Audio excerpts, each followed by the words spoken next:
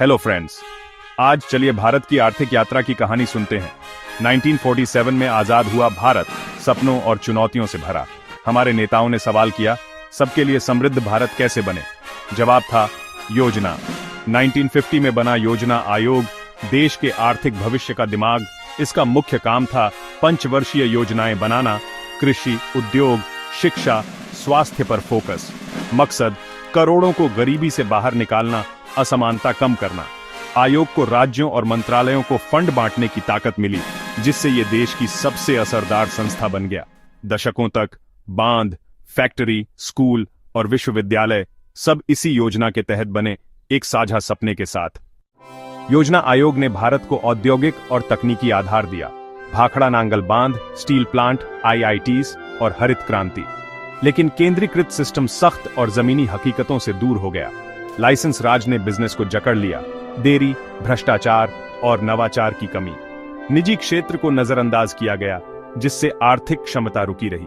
राज्यों की विविध जरूरतें अनदेखी रहीं। क्षेत्रीय असमानताएं बढ़ी। योजना आयोग धीरे धीरे सिर्फ फंड बांटने का माध्यम बन गया। एशिया के दूसरे देश, दक्षिण कोरिया, ताइवान, चीन तेजी से बदले, निर्यात और निजी क्षेत्र को अपनाया।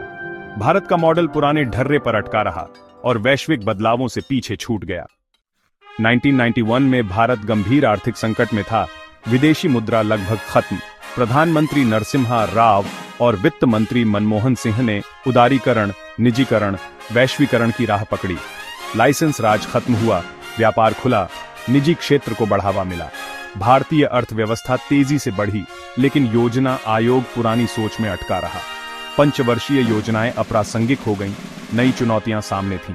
2015 में योजना आयोग की जगह नीति आयोग आया, एक नया थिंक टैंक। इसका मकसद रणनीतिक सलाह, सहकारी संघवाद और नवाचार को बढ़ावा देना। यह आदेश देने की बजाय साझेदारी और सशक्तिकरण पर केंद्रित है, एक नए भारत के लिए। नीति आयोग अब कठोर पंचवर्षीय योजनाएं नहीं बनाता, बल्कि लचीली, दीर्घकालिक रणनीति पर काम करता है। कोऑपरेटिव फेडरलिज्म इसकी नींव है। राज्य अब नीति निर्माण में बराबर के भागीदार हैं। गवर्निंग काउंसिल में मुख्यमंत्री और राज्य अधिकारी शामिल होते हैं।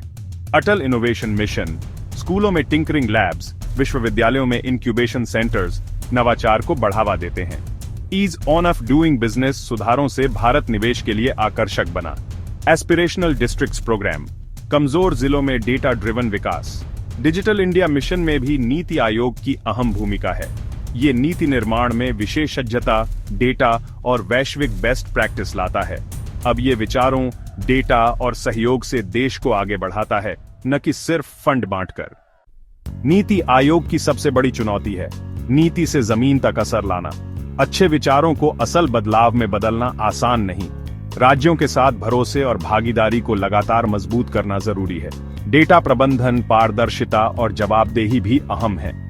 दुनिया के सफल मॉडल कभी स्थिर नहीं रहते। हमें सीखना और अपना रास्ता बनाना है। बाजार की ताकत और सामाजिक न्याय का संतुलन जरूरी है।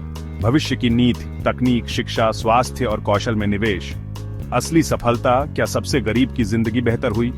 भारत की यात्रा योजना से साझेदारी तक सीखने, बदलने और आगे बढ़ने की कहानी है।